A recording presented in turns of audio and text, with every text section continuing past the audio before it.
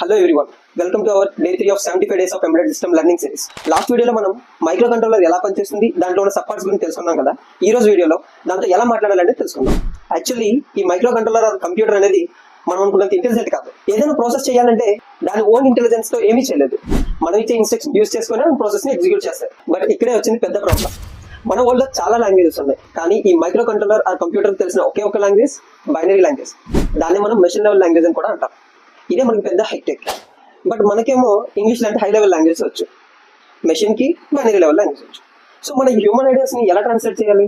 ఈ టైంలోనే మనకి మన కంపైలర్ బై హెల్ప్ చేస్తుంది. ఈ కంపైలర్ బై ఒక మీడియేటర్ అండ్ ట్రాన్స్లేటర్ లాంటి వాడు అనమాట. మనం ఏదైతే హై లెవెల్ లాంగ్వేజ్ యూజ్ చేస్తున్నామో ఆ హై లెవెల్ లాంగ్వేజ్ ని ఈ మెషిన్ లెవెల్ లాంగ్వేజ్ లోకి కన్వర్ట్ చేస్తాం. ఈ కంపైలర్ కి ఒక టీమే ఉంటుంది. ఈ టీం గురించి మనం ఫర్దర్ వీడియోస్ లో డిస్కస్ చేద్దాం. ఈ హై లెవెల్ లాంగ్వేజ్ ని మనం ఎలా పడితే అలా రాయకూడదు.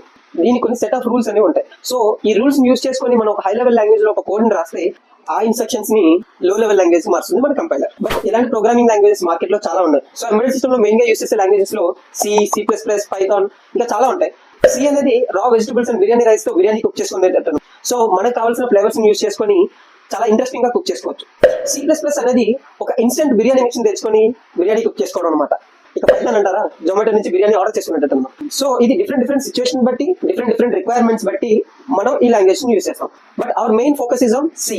సో రేపటి నుంచి రా వెజిటబుల్స్ అండ్ బిర్యానీ రైస్ తో బిర్యానీ ఎలా కుక్ చేయాలో తెలుసుకుందాం.